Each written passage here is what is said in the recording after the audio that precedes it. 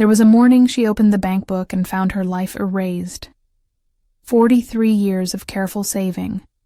Every dollar earned from teaching third graders their ABCs. Every birthday check from her late husband. Every coin she'd put aside for her grandchildren's futures. Gone. Most people would have crumbled right there. Called it bad luck.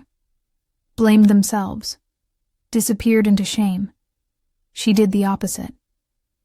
My name is Alex Carter. I'm an investigator, and I've spent the last 8 months piecing together what happened. To Evelyn Harper, a 72-year-old grandmother from a quiet town most of you have never heard of. This isn't just another scam story. This is about how a woman everyone underestimated turned her pain into a weapon. How she built a case so airtight that it didn't just put one predator behind bars.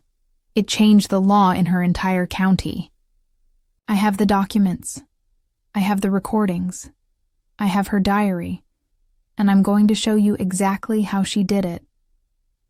But first, you need to understand who Evelyn was before that morning. Because that's what he counted on. That's what they always count on. Evelyn Harper was the kind of woman who still ironed her dish towels, who kept a ledger for every expense, down to the penny, who never missed church on Sunday or bingo on Thursday nights. She lived in the same house for 40 years, raised 2 kids there, buried her husband in the cemetery 3 blocks away. Her routine was sacred. Tea at 6 a.m., crossword by 7, a phone call to her granddaughter Sarah every evening at 8:15. Predictable, polite, trusting, the perfect target. His name was Michael Dunn. 47 years old, friendly smile, firm handshake. He volunteered at the community center, helped seniors fill out their tax forms for free. Everyone knew him. Everyone trusted him. He called himself a financial advisor, but he had no license. No firm. Just a printer, a cell phone, and a script that had worked on at least 11 other victims before Evelyn. But Evelyn was different. When she opened that bank book and saw her life erased, something inside her didn't break. It sharpened. I want you to listen to something. This is from her diary. She wrote this the night she found out. They took more than money. They took my trust. 1 sentence. 11 words. But if you read between the lines, you can hear it. Not defeat. Resolve. Because here's what Michael Dunn didn't know about Evelyn Harper before she became a grandmother. Before she spent her days knitting blankets and baking pies for church fundraisers. Evelyn Harper was a teacher. And not just any teacher. She taught remedial math to kids everyone else had given up on. She learned how to spot a lie, how to follow a pattern, how to break down a problem into steps so small that even the most confused student could follow. And when Michael Dunn made the mistake of thinking sweet old lady meant easy mark, she used every single one of those skills to destroy him. I'm going to walk you through it, step by step, document by document. Because this story isn't just about revenge, it's about power. And who really has it? Stay. At the end, I'll show you the move that trapped him for good. Let me tell you about Evelyn's mornings. 6 a.m. every single day. The kettle would whistle. She'd pour herself Earl Grey in the same floral cup she'd used for 30 years. 2 sugars. A splash of milk. By 6:15, she'd be at her kitchen table with the newspaper crossword. She never used a pen, always pencil. Said it kept her humble. 7 a.m., she'd check her ledger. Yes, a physical ledger. Green cloth cover, pages filled with her neat handwriting. Every grocery bill, every utility payment, every deposit from her pension. She balanced it to the penny every single week. This wasn't obsession. This was survival. Evelyn grew up during a time when women weren't allowed to have their own bank accounts. She remembered what it felt like to depend on someone else for every dollar. So when she finally had her own money, her own security, she protected it like it was oxygen. Because in a way, it was. That money wasn't just numbers in an account. It was Sarah's college textbooks. It was the new water heater when the old one gave out. It was the birthday cards with a $20 bill tucked inside for each of her 4 grandkids. It was dignity. Evelyn had worked 41 years as an elementary school teacher. She'd spent thousands of hours shaping young minds for $32,000 a year. No bonuses, no stock options, just a modest pension and whatever she'd managed to save. By the time she retired, she had $47,000 in savings. To some people, that's nothing. To Evelyn, it was everything. It meant she'd never be a burden, never have to ask her kids for help, never lose her independence. She told me once, in one of our interviews, that the proudest moment of her retirement was writing a check for $2,000 when Sarah's car broke down. "I gotta be the hero," she said, just once. Her life was small, but it was hers, and she'd built it carefully, brick by brick, dollar by dollar. Monday mornings, she'd volunteer at the library. Tuesday afternoons, she'd knit blankets for the hospital's newborn unit. Wednesdays were for groceries. Same store, same route, same cashier who knew her by name. Thursday nights, bingo at the community center. She never won big, but she didn't need to. It was about the routine, the familiarity, the $10 card and the watery coffee and the women who'd known her since before her hair went gray. Friday evenings, Sarah would call. Sometimes they'd talk for 10 minutes, sometimes an hour. They'd discuss Sarah's job at the medical office, the kids, what Evelyn was cooking for Sunday dinner. Sarah was busy. Evelyn understood that. She never complained, never asked for more time than Sarah could give. But she lived for those calls. Saturday mornings, she'd tend her garden. Nothing fancy, tomatoes, herbs, a row of sunflowers by the fence. Sunday was church. Front row, left side, same seat for decades. This was Evelyn's world, predictable, ordered, safe. And that's exactly why she was vulnerable. Because people like Michael Dunn don't target chaos. They target routine. It was a Thursday, bingo night. March 14th, 2 years ago. Michael Dunn had started showing up at the community center a few months earlier. He'd help set up chairs, pour coffee, make small talk. He had this way of remembering everyone's names, everyone's stories. "Evelyn, how's that granddaughter of yours? Sarah, right? Still working at the clinic?" It felt nice, being seen, being remembered. After bingo that night, Michael approached her, casual, friendly. "Mrs. Harper, can I ask you something? I've been helping some of the folks here with their retirement accounts, just making sure they're getting the best interest rates. Would you mind if I took a look at yours? No charge. Just want to make sure you're not leaving money on the table." Evelyn hesitated. She wasn't naive. She'd seen the news, heard the stories about scams, but this was Michael. Michael who'd driven Mrs. Chen to her doctor's appointment last week. Michael who'd fixed the community center's leaky faucet for free. Michael who'd helped organize the charity drive for the fire victims, and he wasn't asking for money. He was offering help, so she said yes. That night, she wrote in her diary, "I found the entry 3 months ago, between a grocery list and a recipe for banana bread. Met with Michael today about my savings. He says I could be earning more interest. Says he can help.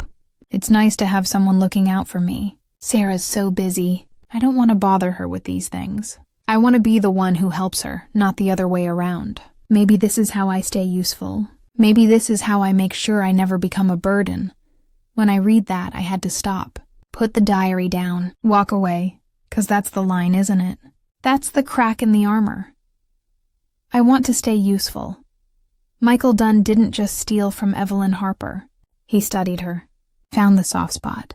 The fear every aging person carries, that one day they'll stop mattering. Stop contributing, start taking, and he used it. Sarah, Evelyn's granddaughter, told me she had no idea any of this was happening. She trusted her grandmother's judgment. Evelyn had always been sharp, always been careful. Why would Sarah question her? Everything about Evelyn's life said safe, except for one meeting that changed everything. Let me tell you about Michael Dunn's reputation. If you'd asked anyone in town about him 2 years ago, you'd have heard the same thing over and over. Michael. Oh, he's wonderful. Such a generous young man. He helped my mother with her taxes. Wouldn't take a dime. He's always at the food bank on Saturdays. First one there, last one to leave. The man had references, testimonials, a whole community ready to vouch for him. And that wasn't an accident. This is what most people don't understand about predators. We imagine them lurking in shadows, wearing masks, making it obvious, but the dangerous ones, they wear volunteer badges. They show up at church potlucks. They learn your grandkids' names. Michael Dunn spent 2 full years building his cover before he took a single dollar. He started small. Showed up at the community center offering to help seniors navigate their insurance paperwork. Medicare is complicated, confusing. He'd sit with them for hours, patient, kind, never rushed. He organized free financial literacy seminars at the library. Brought donuts, made photocopies of his handouts, talked about compound interest and estate planning in terms anyone could understand. He was good. I've watched recordings of those seminars. He was really, really good. Charming without being slick. Knowledgeable without being condescending. He had this way of making 70-year-olds feel smart for asking questions. That's a great question, Margaret. See, most financial advisors won't tell you this, but he positioned himself as the insider, the one who was on their side, fighting against the big banks, the greedy institutions, the system that didn't care about ordinary people. And slowly, carefully, he started collecting trust. After that first conversation with Evelyn, Michael didn't push. That's important. He waited. 2 weeks passed. Then he'd see her at bingo. Oh, Mrs. Harper, I've been meaning to follow up with you. Have you thought any more about what we discussed? Casual, no pressure. Just a friendly reminder. Evelyn agreed to meet him for coffee. He brought a folder. Professional looking. Had papers inside with graphs and charts. Official-looking letterhead at the top. He talked about interest rates. About how banks were practically stealing from their older customers by offering minimal returns on savings accounts. You've worked too hard for your money to let it just sit there. Mrs. Harper, let me show you something. He had a whole presentation. Talked about consolidating her accounts. Moving everything into one place where she could earn premium interest rates. 3, maybe 4 times what she was getting now. And the best part? It's FDIC insured. Completely safe. You don't change anything about how you access your money. You just earn more. He threw in terms like fiduciary duty and secured accounts. Big words. Confidence words. Words that sound like protection. Evelyn asked questions. Good questions. She wasn't stupid. What company do you work for? I'm an independent advisor. I work with several institutions. That's actually better for you. Means I can shop around. Get you the best rates. Do you have a business card? Absolutely. He handed her one. Clean. Simple. Michael Dunn, Senior Financial Consultant. A phone number. An email address. No company name. But Evelyn didn't notice that. Not yet. Can I think about it? Of course. Take all the time you need. I just don't want you to miss out. These rates won't last forever. There it is. The first pressure point. Subtle. Gentle. But it's there. Scarcity. Urgency. The fear of missing out. Over the next month, Michael became a fixture in Evelyn's life. He'd stop by her house to drop off updated information. He'd offer to help her with other things, programming her new TV remote, explaining her pharmacy benefits, small favors. Each one deepening the sense of obligation. He brought her groceries once when she mentioned her knee was bothering her. Wouldn't accept payment. Neighbors help neighbors, Mrs. Harper. He was building debt. The invisible kind. The kind that makes you think, well, he's done so much for me. The least I can do is trust his advice. And here's the manipulation I want you to see, is because this is textbook grooming. He started encouraging Evelyn to keep their financial planning private. You know, Mrs. Harper, I've found that sometimes family members can be overprotective. They mean well, but they don't always understand modern financial strategies. Maybe let's get everything set up first. Make sure you're earning that better interest, and then you can surprise Sarah with the good news. He framed it as protecting her independence, her autonomy, her right to make her own decisions. But what he was really doing was isolating her, cutting off the one person who might ask questions. I've studied this pattern in a dozen cases. It's always the same. The predator positions himself as the victim's ally against the world, against the complicated systems, against the family members who don't understand, against anyone who might interfere. Evelyn told me she felt embarrassed to mention it to Sarah, not because she thought she was doing anything wrong, but because Michael had made her feel like keeping it private was the sophisticated thing to do. Smart investors don't broadcast their strategies, he'd said. That's how you protect your assets. Looking back now, Evelyn can see the red flags. The paperwork that never quite looked official, the letterhead with no firm name, the business address that was just a P.O. box, the way he always paid for coffee in cash, the way his phone would go straight to voicemail for days at a time, the way he'd change the subject whenever she asked too many specifics. But in the moment, when someone is kind to you, when they remember your birthday, when they shovel your driveway after a snowstorm without being asked, you don't see it. You see a helper, a friend, someone who cares. He was the helper everyone loved, and the one person Evelyn never thought to mistrust.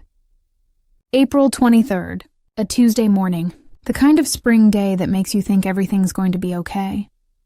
Evelyn needed to withdraw $300. Nothing unusual, just her monthly cash for incidentals, groceries, the collection plate at church, a birthday gift for her grandson. She walked into First National Bank at 9:45 a.m. Same bank she'd used for 38 years. Same building, different tellers over the years, but the marble floors were the same. The smell of paper and old carpet. Familiar. Safe. She handed her withdrawal slip to the teller. A young woman named Jessica who always asked about her garden. Jessica smiled, typed something into her computer. Then her smile faltered, just a flicker. But Evelyn saw it. Mrs. Harper, can you give me just one moment? That's when the air changed. Jessica called over the branch manager. A man in a gray suit who Evelyn had seen before but never spoken to. He looked at the screen, looked at Evelyn. His professional smile was tight. Mrs. Harper, can you come with me to my office, please? Evelyn's hands started shaking before she even stood up. In his office, he turned his monitor toward her. Showed her the numbers, her savings account, the one with $47,000, the one she checked every week in her ledger, the one that was supposed to be untouchable. Balance, $862. Evelyn stared at the screen. Her brain couldn't process it. It was like reading a language she didn't speak. There must be a mistake, she said. Her voice sounded far away, not hers. The manager scrolled through the transaction history. Transfer after transfer. Large amounts. $15,000, $12,000, $8,000. All within the last 6 weeks. All authorized with her signature, except she'd never authorized anything. Mrs. Harper, do you recognize these transactions? She couldn't speak. Couldn't breathe. The room was tilting. Mrs. Harper, did you give anyone access to your account? Power of attorney? Anything like that? Michael. She'd signed papers. He said they were account consolidation forms. He said it was routine. He'd been right there, walking her through it, explaining every line. He'd smiled the whole time. I need to make a phone call, she whispered. The manager let her use his office phone. Her fingers were shaking so badly she misdialed twice. Sarah answered on the third ring. Grandma? Is everything okay? And that's when Evelyn broke. I have the voicemail. Sarah saved it. Let me play you just a few seconds. Sarah. They took everything. I don't understand what happened. The bank says, Sarah, it's all gone. I don't know what to do. I don't know what to do. You can hear it. The disbelief, the terror, the humiliation, 43 years of work, erased in 6 weeks. Sarah drove straight to the bank. She was there in 20 minutes. She held her grandmother while the manager explained fraud procedures, investigations, police reports, recovery timelines. Everything sounded like white noise to Evelyn. She kept thinking about her ledger at home. The neat rows of numbers. How could they be wrong? She balanced it every week. Every single week, but they were wrong. They'd been wrong for a month and a half. Sarah called Michael's number. It went straight to voicemail. She called again. And again. On the 4th try, he answered. Sarah, hi. Is everything okay? His voice was calm, friendly, concerned. Sarah didn't waste time. What did you do to my grandmother's accounts? I'm sorry, what? I don't understand. Her money is gone. $46,000. Gone. There was a pause. Then, oh my God. Okay, don't panic. This has happened before. It's a clerical error. The bank sometimes processes transfers in the wrong sequence and it looks like the money disappeared, but it's just moving between accounts. Let me make some calls. Notice the technique. Immediate explanation. Technical jargon. Confidence. I'll call the processing department right now. This should be fixed by tomorrow. Mrs. Harper, are you there? Don't worry. Your money is completely safe. Evelyn wanted to believe him. God, she wanted to believe him. Can you come to the bank? Sarah demanded. We need to straighten this out now. I'm actually out of town for a conference, but I'll make calls from here. Give me until end of business today. I'll have answers. He never called back. Sarah and Evelyn filed a police report that afternoon. The officer was kind, but not optimistic. These cases are complicated. If she signed the authorization forms, even under false pretenses, it's going to be hard to prove fraud. Banks are usually pretty protected. I'll file the report. But you should also contact your bank's fraud department. The bank's fraud department opened a case, assigned it a number, said they'd investigate. Could take 60 to 90 days. 60 to 90 days.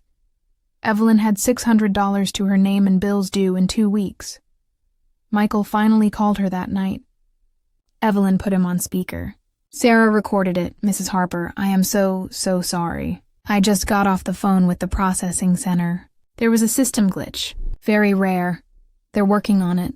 Your money is going to be returned, but it might take a few weeks because it's already in the secured account earning interest. We have to wait for the interest period to close before we can reverse the transfer. It's policy. More jargon. More confidence. More promises. But it's safe. Completely safe. I guarantee it. Just be patient. I know this is scary, but I've handled situations like this before. It always resolves. Patient. That word again. Evelyn wanted to believe him. Part of her still did.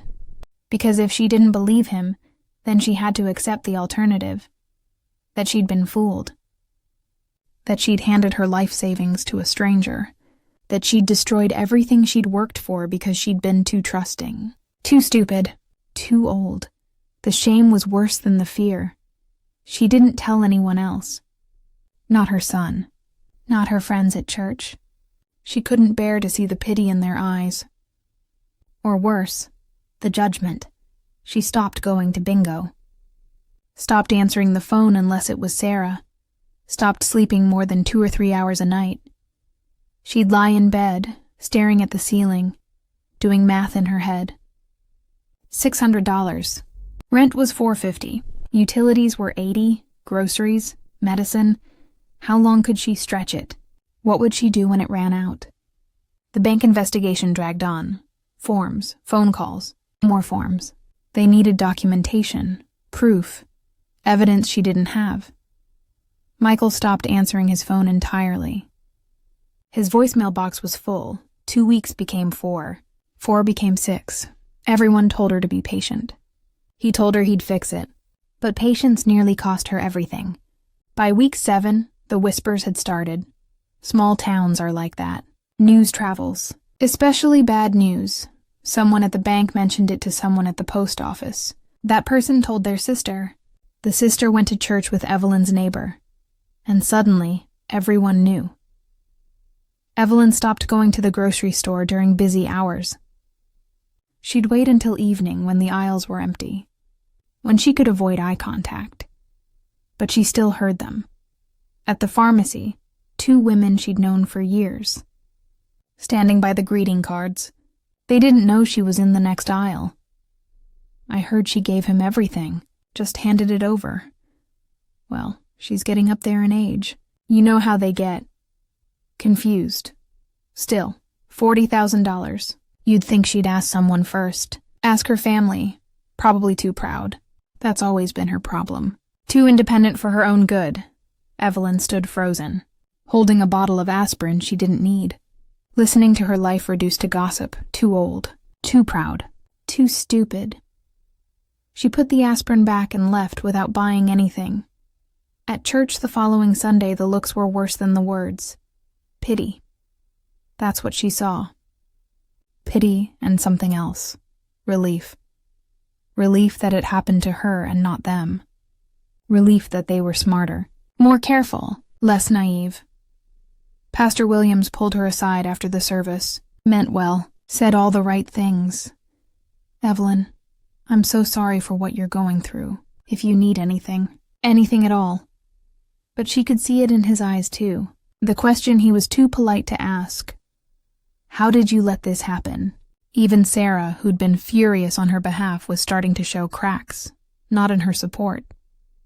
Sarah never wavered in believing her grandmother.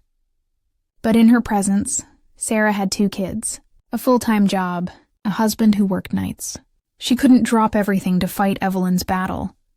The phone calls got shorter. Grandma, I'm sorry, I have to go. Ethan has soccer practice. I'll call you tomorrow. Tomorrow would come. The call would be 5 minutes. 10 if Evelyn was lucky. Sarah was drowning in her own life. Evelyn knew that. Understood it. Didn't blame her, but it meant she was alone.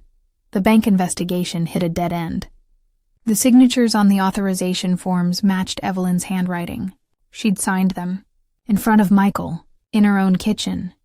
The detective assigned to her case was sympathetic but honest. Mrs. Harper, without proof that Mr. Dunn deceived you about what those forms were for. This looks like a civil matter. You might want to consult a lawyer about suing for the money back. A lawyer. With what money? She had $418 left. She stopped eating regular meals. Started stretching everything. A can of soup for 2 days. Peanut butter sandwiches. She told Sarah she just wasn't hungry. Age, you know. Appetite goes. At night, she'd lie awake and think about her options. She could ask her son for money. He'd been distant since his father died, but he'd help. Probably. But then she'd be exactly what those women in the pharmacy said she was. A burden. Someone who needed taking care of. She could sell the house. Downsize to an apartment, but the house was paid off. It was the only security she had left. She could give up, accept it, just let it go. Some days that felt like the easiest option. On a Thursday night, 11 weeks after the money disappeared, Evelyn sat at her kitchen table with a stack of bills she couldn't pay. She'd been organizing Michael's paperwork, putting it in chronological order for the lawyer she couldn't afford, trying to make sense of the timeline. And that's when she saw it. One of the information packets Michael had given her. The one explaining the premium interest account. Professional looking. Had a logo at the top. Secured Capital Financial Group. There was a customer service number at the bottom. On 800-555-0147, she stared at it. Something felt off. She pulled out another document. A different packet from a different meeting. Same logo. Same company name. Different phone number. 800-55-0193. Evelyn's heart started beating faster. She grabbed a third document. The authorization form she'd signed. Customer service line. 1-800-555-0166. 3 different documents. 3 different phone numbers.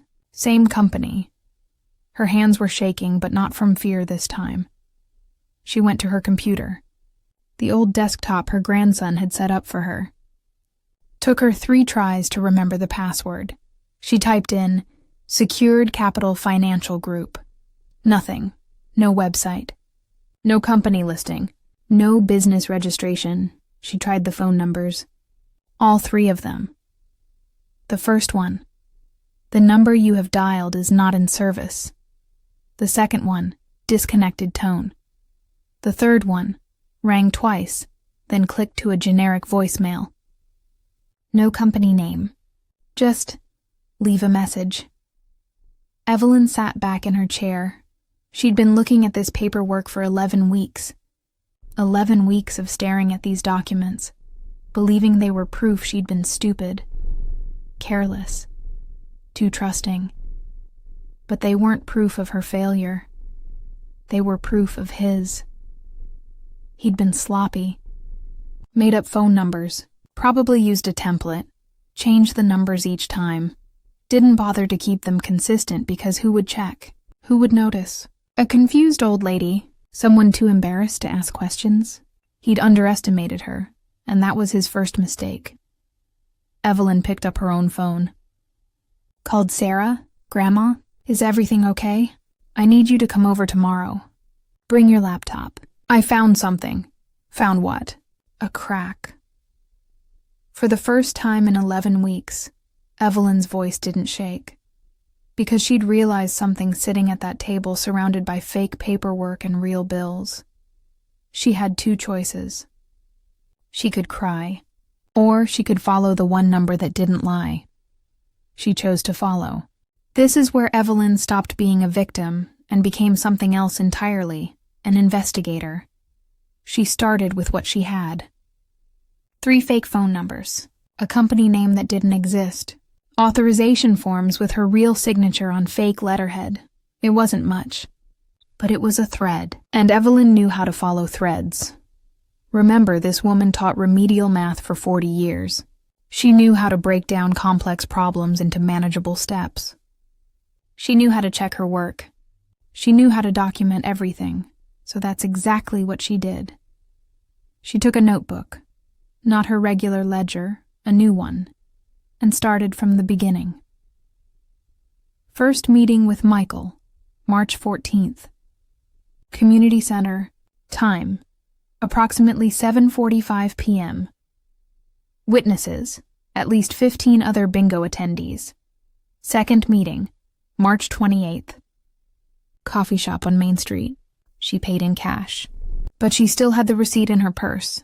Dated, time-stamped, every interaction, every phone call, every document he'd given her.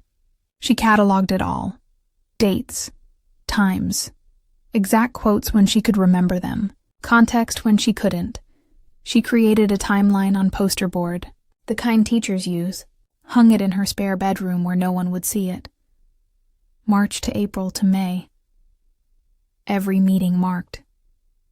Every red flag she'd missed now circled in red marker. Sarah helped her make copies of everything. Every piece of paper Michael had ever touched. They kept the originals in a fireproof safe, made 3 copies of each. 1 set for Sarah, 1 set for Evelyn's spare bedroom, 1 set in a safety deposit box at a different bank. Chain of custody. That's what the detective had mentioned. If this ever went to trial, she needed to prove these documents were real. Unchanged. Protected. Evelyn learned those rules. Followed them exactly. Next, she needed to know if she was alone.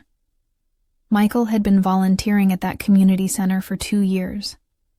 Helping seniors, always helpful, always friendly. How many others had he helped? Evelyn started making phone calls. Casual. Careful. She didn't mention what happened to her. Not yet. Hi, Margaret. It's Evelyn Harper. I was just thinking about that nice young man who used to help at the community center. Michael, do you remember him? I was wondering if you'd heard from him lately. Most people hadn't. Said he just stopped showing up. Shame, such a helpful boy. But 3 people had different answers. Mrs. Patterson. Oh, him. I don't like to speak poorly of people, but he cost me a lot of money. I don't want to talk about it. Mr. Albertson. That man is a thief. I reported him to the police. Lot of good that did. And Dorothy Chen. Are you calling because he took your money too? Evelyn started visiting them. One by one, brought cookies, brought tea, sat in their living rooms and listened. Dorothy Chen lost $16,000. Same story, same fake company, same promises about better interest rates. Mr. Albertson lost $22,000. He'd filed a police report 6 months ago. Nothing came of it. The detective said he'd signed the forms. Civil matter, hire a lawyer. Mrs. Patterson wouldn't say how much, but Evelyn could see it in her eyes. Enough to break her. None of them had kept good records. They'd trusted Michael, thrown away the paperwork after he disappeared, figured they'd been foolish and wanted to forget. But Evelyn had records, and now she had a pattern. She asked each of them if they'd be willing to make statements. Testify if it came to that. 2 said yes immediately. Mrs. Patterson needed time. Evelyn gave her the space. Sarah, meanwhile, was doing her own digging. She found a forensic accountant.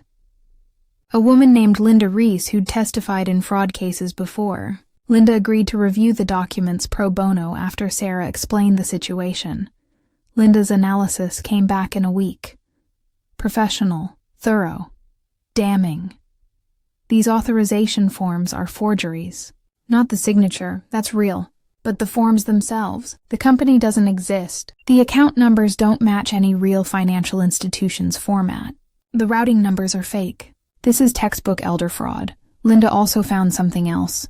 A pattern in the transaction dates. Michael had been moving money on specific days. Always Wednesdays. Always between 10 a.m. and noon. Why Wednesdays? Because that's when Evelyn went grocery shopping. When she was out of the house. When she wouldn't check her account online. He'd been watching her routine. Sarah also tracked down a local reporter, a young woman named Kira Matthews who covered consumer protection stories for the regional paper. Kira was interested. Very interested, but she wanted more. She wanted Michael on record. So Evelyn did something she never thought she'd do. She called him. This was 12 weeks after the money disappeared. 12 weeks of silence from Michael. His phone had been disconnected. His P.O. box abandoned, but Sarah found another number. A cell phone listed under a different name. Same area code. Same first 3 digits, Evelyn called it. Her phone set to record. Legal in her state as long as one party consents. She was that party. It rang 4 times. Then, hello? It was him. Michael. It's Evelyn Harper. Pause. Then, smooth as ever. Mrs. Harper, I was just thinking about you. I've been trying to reach you. There's been a development with your account. She didn't let him talk. Didn't let him charm her. She asked one simple question. When am I getting my money back? Very soon. I'm just waiting on some paperwork to clear. You know how banks are. Bureaucracy. Which bank, Michael? Another pause. Longer this time? I'm sorry? Which bank is holding my money? I'd like to call them myself. Mrs. Harper, I don't think that's a good idea. These things are delicate. If you start making calls, you could actually slow down the process. What's the bank's name, Michael? He hung up, but Evelyn had 3 minutes and 42 seconds of recording. His voice, his lies, his panic when she pushed, evidence. She labeled the recording, dated it, added it to her timeline. That night, she updated her ledger. Not her financial ledger, her evidence ledger. The one she kept inside her Bible in the spare bedroom. 43 pages now. Every lie, every fake document, every victim, every witness. Michael Dunn thought she was confused, thought she'd given up, thought she was too ashamed to fight. He didn't see the ledger she kept in the Bible. Linda Reese, the forensic accountant, called Evelyn on a Tuesday morning in late June. I found where the money went. Evelyn's hand tightened around the phone. Linda explained it in terms Evelyn could understand. The transfers from Evelyn's account hadn't just disappeared into thin air. They'd moved through a series of shell accounts. Fake businesses with real bank accounts. Money laundering, essentially. But Linda had traced it. Transaction by transaction. Account by account. The final destination? An account registered to something called M. Dunn Holdings, LLC. Michael hadn't even bothered to hide his initials. "There's more," Linda said. "I cross-referenced the transaction dates with the other victims you told me about. Same pattern, same shell accounts, same final destination. He's been running this scheme for at least 3 years. Your case isn't the first. It's just the most documented." Linda estimated Michael had stolen close to $400,000 from at least 17 victims. 17 people, most of them elderly, most of them too ashamed or too scared to report it. But Evelyn wasn't ashamed anymore. And she definitely wasn't scared. Sarah contacted the police again, not the local officer who'd filed the original report. This time they went higher. Contacted the County Fraud Division, asked for Sergeant Patricia Hayes. Sergeant Hayes had a reputation. 22 years on the force, specialized in financial crimes. She'd taken down 3 major fraud rings in the last decade. She agreed to meet with Evelyn. The meeting lasted 3 hours. Evelyn brought everything: the timeline, the documents, the recordings, Linda's forensic report, statements from Dorothy Chen and Mr. Albertson. Sergeant Hayes didn't say much during the presentation. Just took notes, asked clarifying questions. Her face remained neutral. When Evelyn finished, Hayes sat back in her chair. "Mrs. Harper, this is some of the best documentation I've seen from a civilian witness. Ever." She tapped the folder. "This is prosecutable." "More than prosecutable. This is airtight." For the first time in 4 months, Evelyn cried. Not from sadness, from relief. Sergeant Hayes explained what would happen next. They needed to build a criminal case. That meant finding Michael, arresting him, and gathering enough evidence to convince a prosecutor to file charges. "The good news is, you've done most of the work for us. The bad news is, Michael Dunn isn't his real name." Evelyn's stomach dropped. "He's been using aliases. We ran his fingerprints from a coffee cup your granddaughter helped us obtain. His real name is Marcus Daniel Hutchins. He's got priors. Did this same scam in 2 other states. Warrants in Ohio and Pennsylvania. A career criminal." Evelyn had invited a career criminal into her kitchen, but Hayes wasn't done. "Here's what I want to do. He doesn't know you've been investigating. As far as he's concerned, you're still just another confused old lady who gave up. Let's use that." Hayes proposed a sting operation.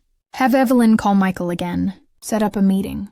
Tell him she wants to settle, that she'll sign paperwork dropping any complaints in exchange for just getting some of her money back. Make him feel safe. Make him come out of hiding and record everything." Evelyn agreed without hesitation. The call was made 3 days later. Evelyn's kitchen. 2 undercover detectives present. Recording equipment set up, Sarah holding her grandmother's hand under the table. Michael's phone rang 6 times before he answered. "Hello? Michael, it's Evelyn Harper."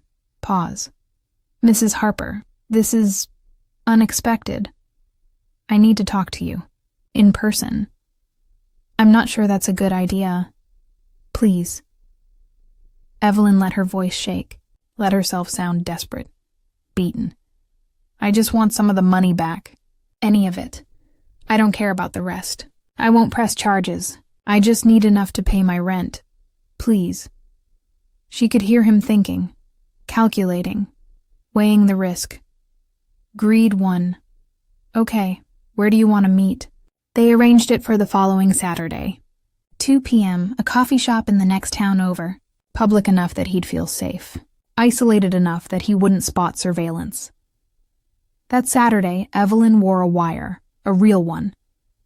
Like in the movies, taped to her chest under her cardigan. Sergeant Hayes and 3 other officers were positioned throughout the coffee shop. Undercover. One dressed as a college student. One as a businessman. One as the barista. Sarah waited in an unmarked car outside. Michael arrived 17 minutes late. Casual. Confident. Smiled when he saw.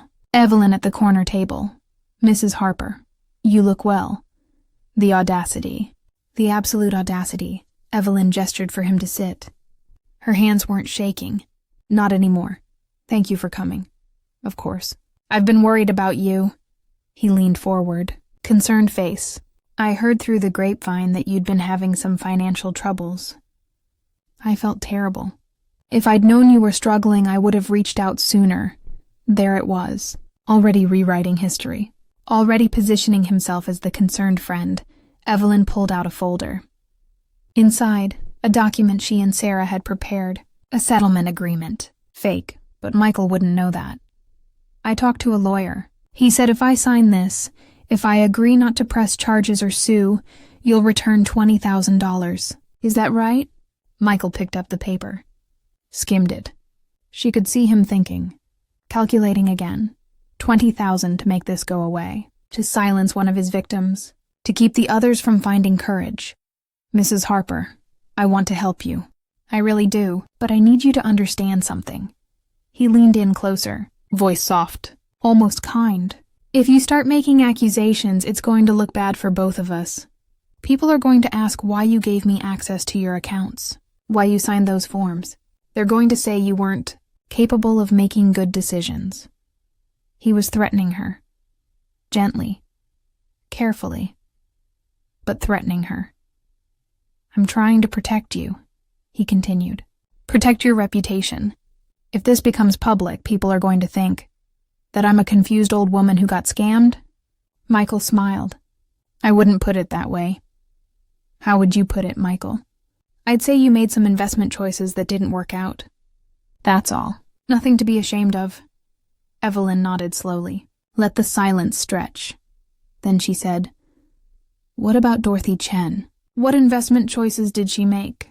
Michael's smile faltered. Just for a second. I don't know who that is. What about James Albertson? Or Margaret Patterson? His face went still. Mrs. Harper, I think you're confused. No, Michael. I'm not confused. Not anymore. That's when Sergeant Hayes stood up from her table across the room. Badge out. Marcus Daniel Hutchins, you're under arrest for wire fraud, elder abuse, and theft by deception. The color drained from Michael's face. 2 more officers appeared, one on each side. They had him in handcuffs before he could stand. The entire coffee shop went silent. Customers staring. The barista, the undercover officer, had locked the door. No one in or out until they processed the scene. Michael looked at Evelyn. Really looked at her, and for the first time, she saw fear in his eyes. You set me up. No, Evelyn said quietly. You did this to yourself. I just documented it. They walked him out in handcuffs, past the window where a small crowd had gathered, past Sarah, who was filming on her phone, past Kira Matthews, the reporter who was taking notes. The story broke online within an hour. Local man arrested for defrauding elderly victims. The article included Michael's mugshot, his real name, his criminal history. The community reaction was immediate and explosive. Some people were horrified. I can't believe it. He seemed so nice, so helpful. Others were defensive, angry even. There's no way Michael did this. That woman must be lying, trying to cover up her own mistakes. A few of his previous victims started coming forward, quietly at first, then louder. By Sunday evening, the police had 6 more official complaints. By Monday morning, the prosecutor had filed formal charges. 14 counts of fraud, 7 counts of elder abuse, 2 counts of money laundering. Michael made bail Tuesday afternoon. $50,000. Someone posted it for him. His sister, according to the court records. He went home to his small rental house on Maple Street. Photographers waiting on the lawn. Reporters shouting questions. He pushed through them. Didn't answer. Got to his front door. Turned around once and smiled. That same charming smile. That this is all a misunderstanding smile. That I'm the victim here smile. The way predators always smile. Like nothing could touch them. Like they'd slip away again. Like they always did. That was the last time he smiled. The trial began on a cold morning in October, 5 months after Michael's arrest. 5 months of legal maneuvering, motions, delays, plea deal offers that Evelyn refused. She wanted her day in court. They all did. The courtroom was packed, every seat filled, people standing in the back. The gallery split down the middle like a wedding. On one side, Evelyn and the other victims. Dorothy Chen, James Albertson, 3 more who'd found the courage to come forward. Sarah sat directly behind her grandmother. Sergeant Hayes in the row behind her. On the other side, Michael's supporters. His sister. A handful of people from the community center who still believed in him. Still thought this was all a mistake, a misunderstanding. And in the 3rd row, wearing sunglasses indoors, sat a woman named Helen Price. I'll come back to her. The prosecutor was a woman named Janet Torres. 15 years of experience. Sharp. Methodical. She'd reviewed every page of Evelyn's documentation. Called it a prosecutor's dream case. Her opening statement was devastating. Ladies and gentlemen of the jury, this case is about trust, about how one man weaponized kindness, used compassion as a tool to rob vulnerable people of their life savings. Marcus Hutchins, who called himself Michael Dunn, didn't break into homes. He was invited in. He didn't threaten his victims with violence. He threatened them with shame. And he didn't steal once. He built a system, a predatory system designed to identify, isolate, and exploit the elderly. She walked the jury through the timeline, showed them Evelyn's meticulous records, the fake documents, the shell accounts, the pattern spanning 3 states and 17 victims. This wasn't a mistake. This was a career. Michael's defense attorney was a man named Robert Kellerman. Expensive suit, silver hair, the kind of lawyer who makes reasonable doubt sound like compassion. His opening was different, softer, more personal. My client is not a monster. He's a man who tried to help people and made mistakes. Yes, mistakes. Serious ones. But this is a case about intent. Did Marcus Hutchins set out to hurt these people? Or did he genuinely believe he was providing a service, and through poor judgment and worse record-keeping, things went wrong? He painted Michael as incompetent, not criminal. Naive, not predatory. Mrs. Harper is a sympathetic figure. We all feel for her loss. But feeling sympathy for a victim doesn't mean we should convict an innocent man of intentional fraud. The testimonies began. Dorothy Chen went first. 78 years old. Walked with a cane, spoke in a voice so quiet the judge had to ask her twice to speak up. She described meeting Michael. How kind he'd been. How he'd helped her understand her Medicare statements. How he'd offered to help with her investments. I trusted him, she said. He reminded me of my son. When Torres asked her how much she'd lost, Dorothy's voice cracked. $16,000. It was supposed to be for my granddaughter's wedding. I had to tell her I couldn't help anymore. She said it was okay. She understood. But I saw her face. I let her down. The defense cross-examined gently. Kellerman wasn't cruel. He couldn't be. Not with a jury watching. Mrs. Chen, did Mr. Hutchins ever explicitly tell you he was stealing your money? No. Did you read the documents before you signed them? I tried. He explained them to me. But you signed them willingly? I didn't know what I was signing. But no one forced you to sign? No threats? No coercion? No, Kellerman nodded sympathetically. No further questions. That was his strategy. Acknowledge the harm, express sympathy, but emphasize consent. The signatures were real. The victims had agreed. Maybe they'd been confused. Maybe Michael hadn't been clear enough. But that's not the same as fraud. It was working. I could see it on some of the jurors' faces. Then Evelyn took the stand. Torres walked her through everything. The first meeting, the grooming, the fake documents, the discovery. The investigation, Evelyn didn't cry, didn't waver. She answered every question clearly, precisely. When Torres showed the jury the fake phone numbers on the letterhead, Evelyn explained how she'd discovered them, how she'd checked each one, How none of them led to a real company. Mrs. Harper, Torres asked, why did you keep investigating after the police told you it was a civil matter? Evelyn looked directly at the jury. Because I knew other people were suffering in silence, just like I was, and I knew if I didn't speak up, he'd do it again.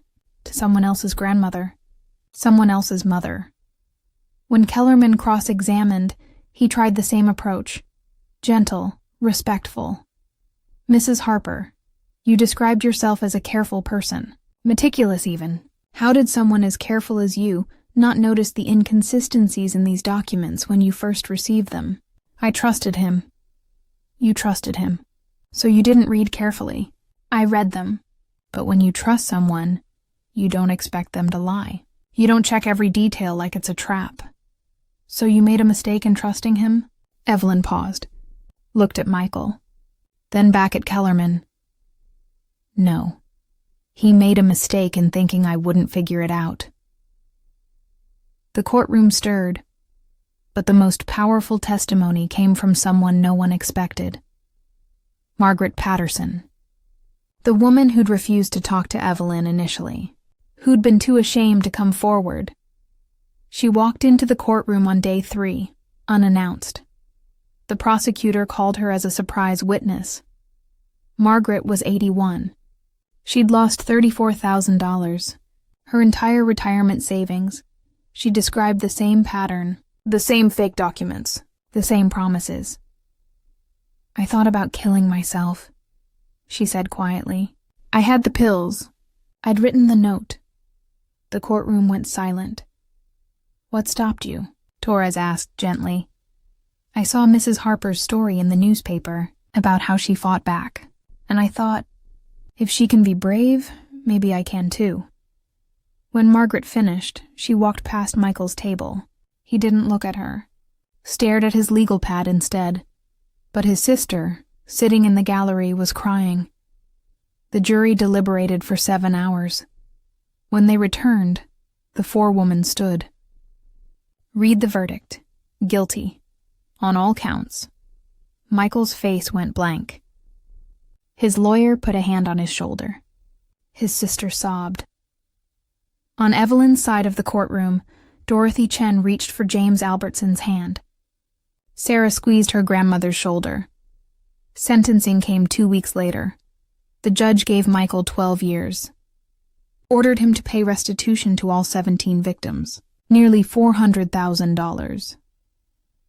Mr. Hutchins, the judge said, you systematically targeted the most vulnerable members of our community. You exploited their trust, their loneliness, and their desire to remain independent. This court cannot and will not treat that as a simple mistake. The community reaction was, once again, split. Some people celebrated. Finally justice. Finally consequences. Others remained defensive. 12 years is too harsh. He didn't hurt anyone physically. And then there was Helen Price, the woman in sunglasses, the one sitting on Michael's side during the trial. Helen was 74. Michael had taken $18,000 from her 3 years earlier, but Helen never reported it.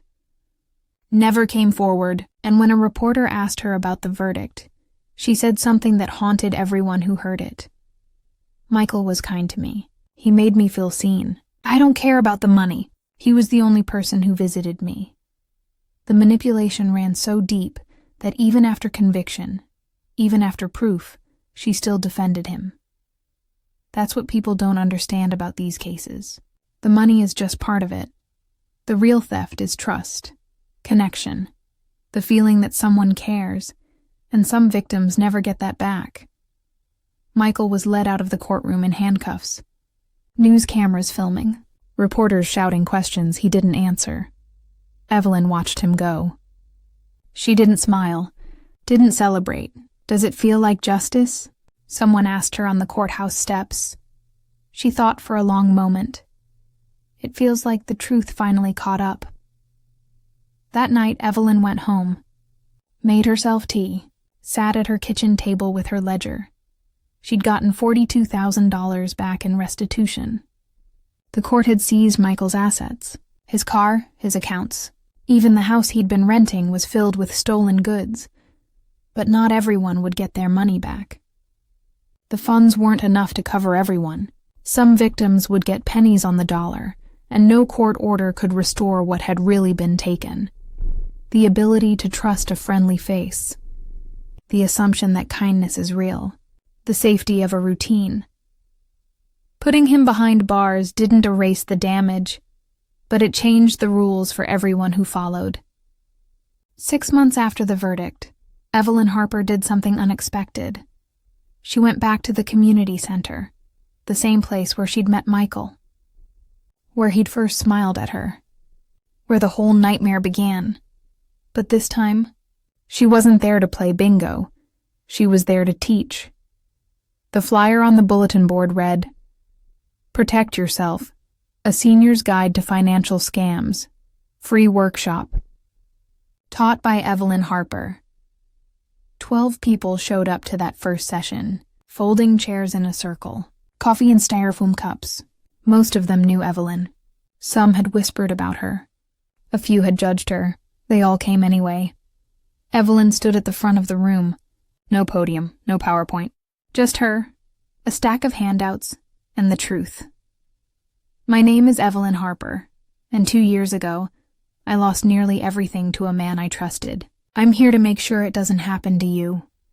She taught them the warning signs, the red flags she'd missed, the questions she should have asked. If someone offers you an investment opportunity and tells you to keep it secret from your family, that's not protection. That's isolation.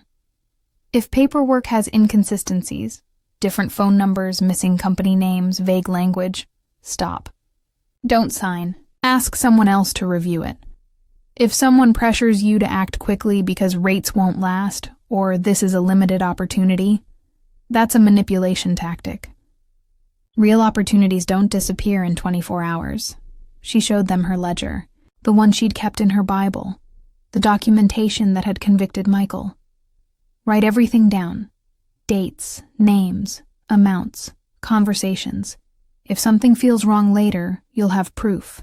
And if something feels right, you'll have peace of mind. By the third workshop, 30 people were attending. By the sixth, they had to move to a larger room. Evelyn wasn't just teaching seniors. She was rebuilding trust in themselves, in their judgment, in their right to ask questions without feeling stupid. One woman, 76 years old, former nurse, raised her hand during the 4th session. "Mrs. Harper, I think someone is trying to scam me right now. Can you help me figure it out?" Evelyn smiled. "That's exactly why we're here." The workshops became a hotline. Sarah helped set it up.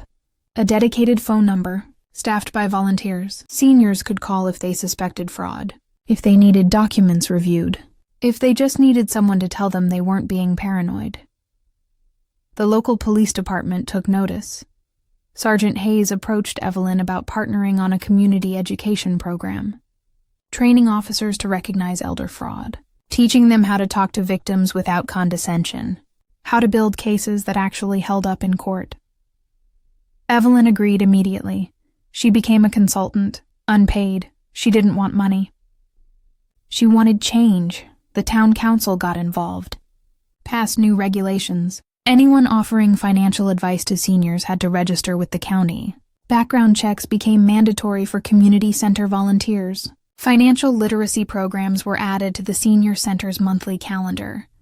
Banks started training tellers to spot red flags, sudden large withdrawals, customers who seemed confused about transactions, unfamiliar people accompanying elderly clients. It wasn't perfect. It wouldn't stop every scam, but it was something. It was a start. One day, about a year after the trial, Evelyn received a letter. It was forwarded through the prosecutor's office. No return address, just a prison stamp. It was from Michael, or Marcus, whatever his real name was. She almost threw it away. Sarah told her she didn't have to read it, that she'd earned the right to leave him in the past. But Evelyn opened it anyway. The letter was 3 pages, handwritten, no apologies. Not really, but one paragraph stood out. "I have it here. Let me read it to you. I learned this from my uncle when I was 16. He'd take money from his friends, his neighbors, people who trusted him. I watched him do it for years, and when I asked him why, he said, because they make it easy. I hated him for that. Swore I'd never be like him, but here I am, doing exactly what he did. I guess some patterns are harder to break than others. Evelyn read that paragraph 3 times. Then she folded the letter, put it in a drawer, and never looked at it again, because understanding where his cruelty came from didn't excuse it. Didn't undo it, didn't heal anything. Some people want closure in the form of an apology, a confession, an explanation. Evelyn found her closure in action. Sarah, inspired by her grandmother, changed careers. Left the medical office, went back to school for social work, specialized in elder advocacy. She now works for a nonprofit that investigates financial abuse cases, helps victims navigate the legal system, connects them with resources. My grandmother taught me that being a victim doesn't mean being helpless, Sarah told me in our last interview. It means you have a choice. Stay silent or make noise. She chose noise. When I asked Evelyn what she wanted people to learn from her story, she thought for a long time. Then she said this. I want people to know that shame is the scammer's best weapon. If they can make you feel stupid, embarrassed, like it's your fault, you'll stay quiet. And when you stay quiet, they win. Not just against you, against everyone who comes after you. She paused, sipped her tea. I also want people to know that fighting back doesn't mean you get everything back. I didn't get all my money. I didn't get those months of my life back. The sleepless nights, the fear, that's gone forever. But I got something else. I got my voice, and I used it to help people. That's not nothing. It's not nothing. Before I leave you today, I want to give you something practical, something you can use if you or someone you love is facing elder financial abuse. First, document everything. Every conversation, every transaction, every piece of paper, date it. Store copies in multiple places. Second, tell someone. A family member, a friend, a lawyer. Shame keeps these scams alive. Transparency stops them. Third, report it. Even if the police say it's a civil matter. File the report. Create the record. It helps the next victim. Fourth, there are resources. The National Elder Fraud Hotline, 1-833-FRAUD-11. The Consumer Financial Protection Bureau has a complaint system online. Local adult protective services in every state. Use them. And fifth, if someone you love is being scammed, approach with compassion, not judgment. They're not stupid. They were targeted. There's a difference. Last month, I visited Evelyn at her home. Same house, same kitchen, same floral teacup, but she's different. Quieter, maybe, but stronger. We sat on her porch. She was knitting a baby blanket for her great-granddaughter. Her fingers moved steadily, methodically. Across the street, where the old community center used to be, there's a park now. The town built it last year, named it Harper Community Park. After Evelyn, she didn't want them to. Said it was too much, but the town council overruled her. There's a plaque near the entrance. It reads, "In honor of Evelyn Harper, who taught us that courage isn't the absence of fear. It's what you do with it." As we sat there, a little girl ran through the park, chasing a dog, laughing. Evelyn watched her, smiled. "That's why I did it," she said. "Not for me, for her. So maybe when she's my age, she won't have to." I asked her if she had any regrets. "Only one," she said. "I wish I'd been brave sooner. Wish I hadn't wasted those first few weeks being ashamed. But I was human, and humans need time to heal before they can fight." She went back to her knitting. "The important thing is, I did fight. Eventually." Michael Knights Marcus is currently serving his sentence at a medium security facility 3 states away. He's been denied parole twice. He has 9 more years, 17 victims got restitution. Not all of it, but something. Hundreds of seniors have attended Evelyn's workshops. Dozens have called the hotline. 5 potential scams have been stopped before money changed hands, because of one woman who refused to be silent. Evelyn Harper didn't set out to change the world. She just wanted her money back, her dignity, her life. But in fighting for those things, she created something bigger.